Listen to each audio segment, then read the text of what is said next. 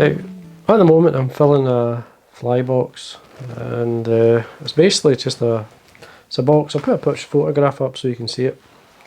And in it you'll see it's not completely full yet, but if you look from the left side down, we've got cormorants. And at the moment I'm actually on some snatchers. Now the snatcher is this type of fly, is this style of fly.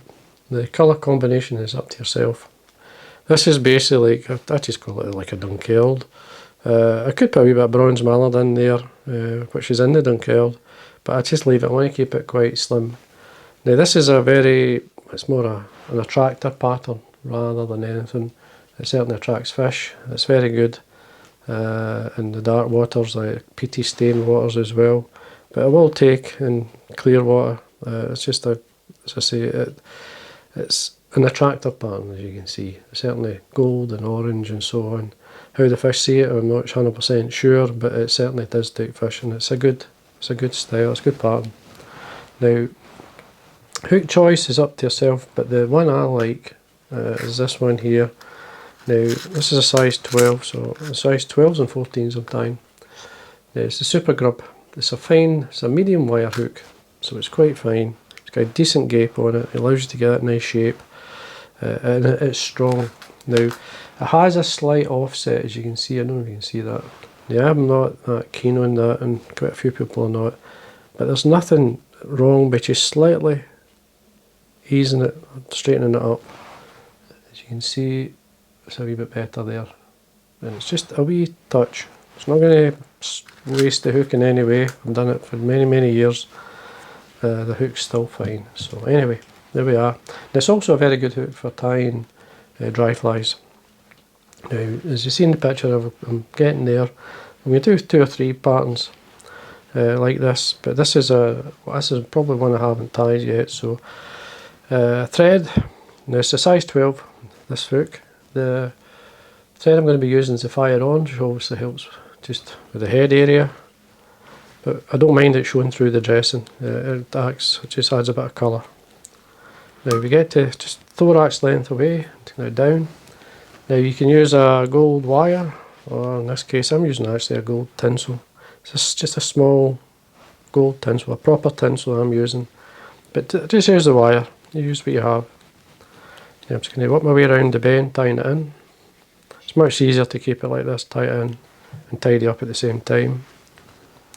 Now for the body, it's just this case, it's called Fry Gold. But what I like about this Fry Gold, if you can see it there, it's a nice warm gold. Now this one is, here it's by F&F. Now I just use it as obviously, it's a dubbing, that's what it is, it's an actual dubbing. So I'm going to lightly dub it onto my thread. And then I'm going to slide it up. And then we just work our way up, tighten it when we need to. Taking our time, get a nice shape, if a shape that you like. I prefer to keep it with the same shape as the hook, so because you could make it slightly heavier, more tapered. Now other people are going to say, well, that really doesn't look much like an actual fly. As I say, it is an attractor pattern, so that's why it's a gaudy light brown and gold. Gold-bodied flies work really well, and silver-bodied flies. Now, the hackle I'm using, this is just this remains of a Chinese neck I've got dyed hot orange. And I'm using up the smaller feathers at the base here for the body. So it's going to take away. I don't want much hackle. I don't want to make it too bushy. I want it. It's more a subsurface fly, or not so much a bob fly. Meaning if it's like a bumble light, you can add a lot more hackle. But in this case, I want it quite fine. So catch this in. So we got wax on my thread. I'm going to use my hackle pliers here. So I'm just going to do a turn at the top. And then work my way down to this point here. Now I'm about a turn away from the actual tinsel, so I'm going to bring the tinsel, start it round, and then catch the hackle up here onto the second turn. Just ignore things at this point, just work your tinsel up through. It will make a space through, it'll get through. Just lift the tip out of the way. Now I can either cut it off or break it off, but I'll just leave it at this point. Now first thing I'm going to do here is just draw back any fibre and then bring the tinsel up. Nice and tight. Make sure it's secure. You can bend or break away this. Just take your time. I'm going to come in here and trim away the tip. As I say, you could break it off, but I'll just trim it away. Maybe a quick look at the hackle. See how it's sitting. I don't like the fibres too long at the back. If I feel they're too long, sometimes I like to trim them away.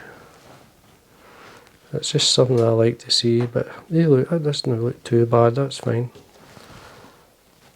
Scratch it here. Now this is optional where you do this. I'm going to be putting jungle cock in the cheeks. I'm putting reasonably, this is a good size feather, but as you can see it's actually got a split right down the centre. I'm just going to encourage the split by just taking it down a bit further. And we draw back any fibres.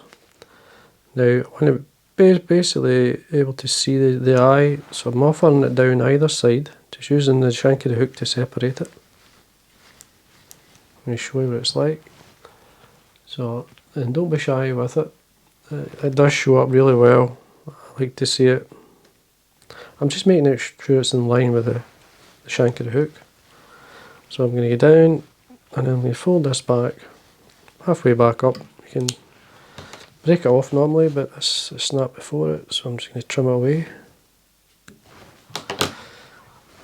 And then tidy that area up by winding up towards the eye again, or the eyes. Then I'll give the impression that my wing buds, it's a good aiming point as well for the fish. Now I've got here this is black Lite-Brite UV dubbing. So I'm just going to take my thread further back down. And I'm going to dub from there up. So I find it easier to work my way up and then come back through, just basically tidying up if I need to. So all I'm doing is getting a shape I like, tightening the dubbing when I need to, and don't be shy with it. And when you're happy, you can just slide back or pull back what you don't want. And then at this point here, I'm just going to tidy up the head area. Just using the thread, trim away the excess. Put that back in the pile. Now what I'm going to do is, I'm just going to use my Velcro and I'm just basically tapping the top of the thorax and underneath. Just to lift it out a bit. Put a bit of length in the fibre so it blends naturally into the rest of the fly. And then put finish.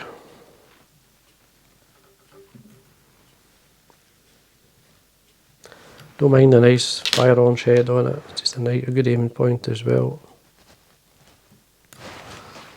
And then all we have to do is finish the fly off with a coat of varnish. Just all the way around. Sometimes I varnish the thread and then let it finish, but it's big enough here that I can easily get the brush in. There we are. Basically it's a Snatcher. It's a Snatcher style fly anyway. And just going to take a wee bit more right here.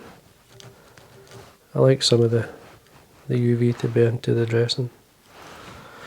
It's a Snatcher, as I say, pattern. It's a good top dropper.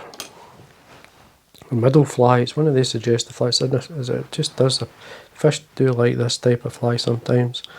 When you're fishing the howlocks for wild brownies, they really clock onto patterns like this. And especially with the colours, in a peaty water or a dark water it certainly shows up. But it'll work in any type of water in the lochs, and the rainbows like it. They like these kind of gaudy light flies.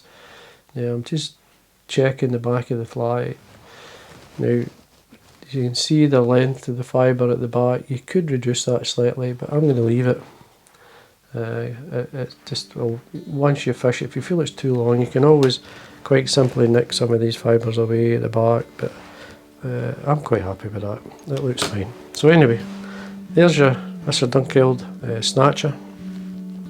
Just with the colour combination, mainly at the back of the fly, it just separates it. But I've got quite a few, as I say. The box I'm slowly filling up, and there's many dressings in this style that work really well. So I hope you enjoyed that. And again, if you enjoy the videos, please subscribe. It does help.